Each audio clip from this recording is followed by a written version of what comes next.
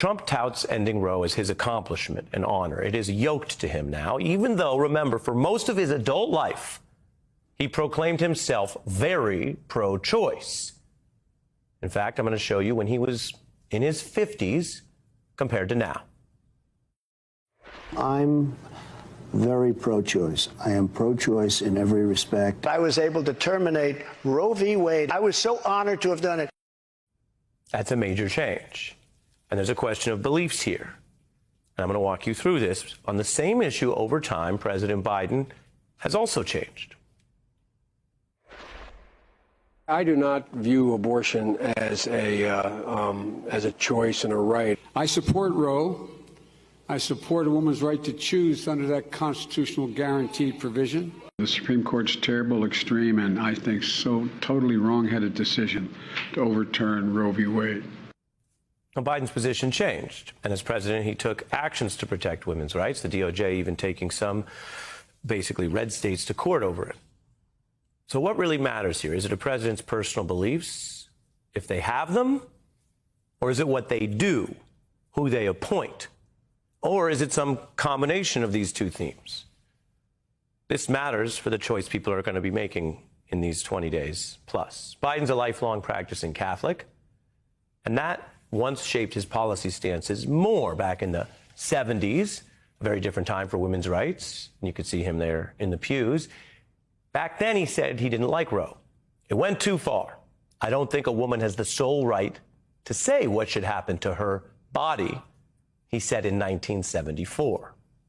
Now, Biden says he still has a religious view personally on the topic, but as president of this whole country, he thinks the Supreme Court precedent should have been upheld. And just last year, he put it plainly. He didn't walk away from the complexity, but he said, I'm a practicing Catholic. I'm not big on abortion. But guess what? Roe v. Wade got it right. So Biden says, and many allies and friends of his around him say it's true and provable over the decades, that he has this nuanced difference between his own religious upbringing and his obligations as a leader.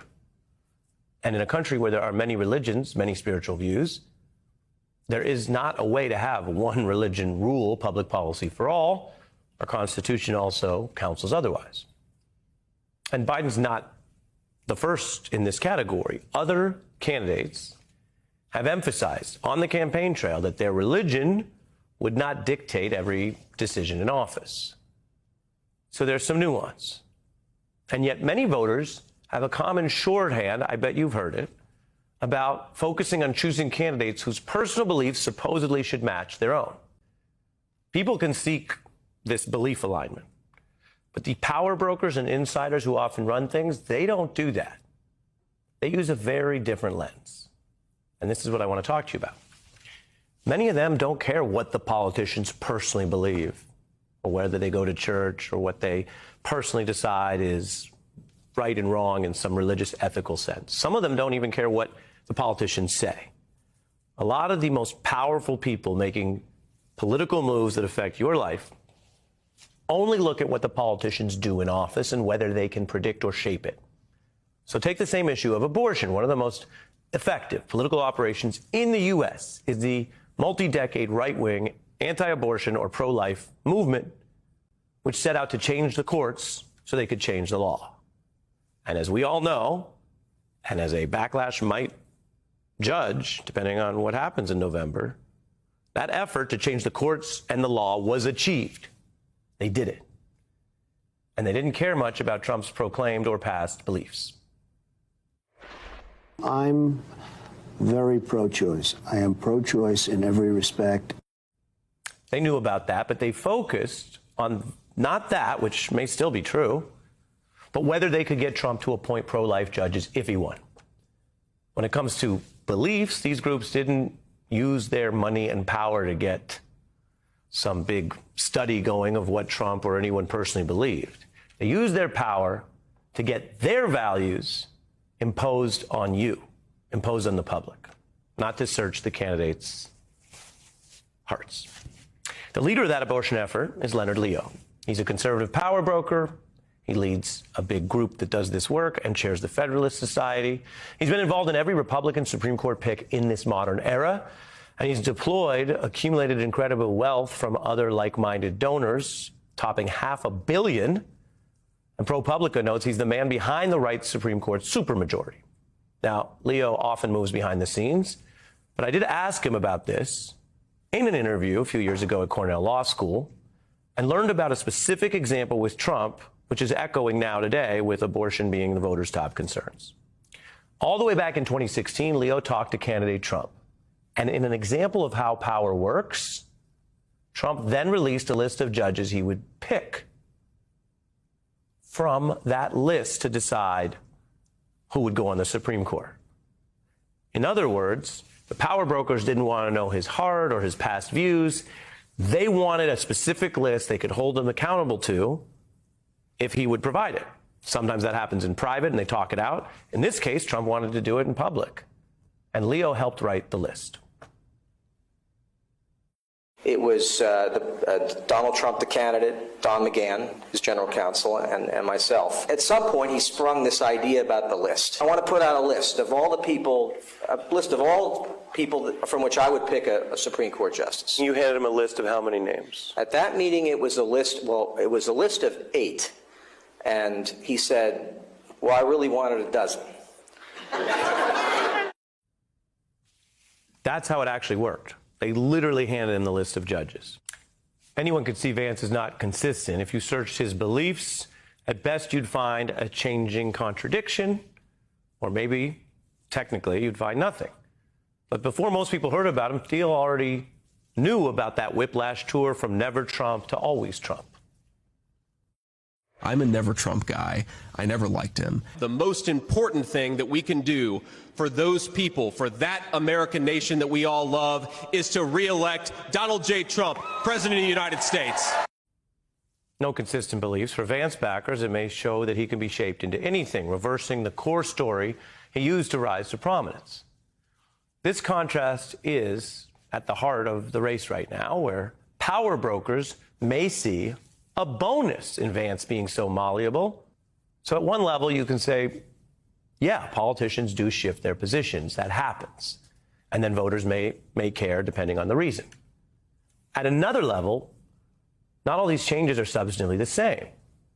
Changing based on society's evolving progress, like candidates in both parties have actually done around marriage equality, or in response to some new set of facts or new conditions, that's different than changing just to pursue power. So you can decide whether you want to focus heavily on, say, somebody's past personal beliefs, or also factor in that lens that the insiders are using. Is there a way to hold the politicians accountable to what they will do? Not be fooled by talk about beliefs if they're not relevant to what's going to be done with their power. Now, I could stop right there. But there is a final layer that's also specific to our current MAGA era, and is also bad news for this Trump-Vance experiment. And let me say it as plainly as possible. Donald Trump has ushered in a lying, cynical style that has now become the dominant rhetoric and mode of the Republican Party. And November will be an election that tests whether that continues or is finally brushed back. But his team admits they oppose facts, truth, and efforts to find truth. How else can you explain the incriminating howls of complaint by Trump and Vance when any factual sources fact-check them? Which is the whole point of having factual institutions like science or journalism. This goes beyond the usual debates that candidates can spin, exaggerate, or change their views, which predates this era, of course. It actually goes to a point from the book on, well, BS is how I can say it on air, by the philosopher Harry Frankfurt, where he discusses BS and how BS artists are worse for civic society than liars, he argues. Because the liar still operates as if the truth exists and it matters, and then operates against it for some goal. But the BS artist doesn't even care and would destroy it all for whatever the reasons are for them, usually personal gain, for politicians' power. The philosopher writes, someone who lies and someone who tells the truth are playing on opposite sides in the same game. One, guided by the authority of the truth, the liar, defies that authority.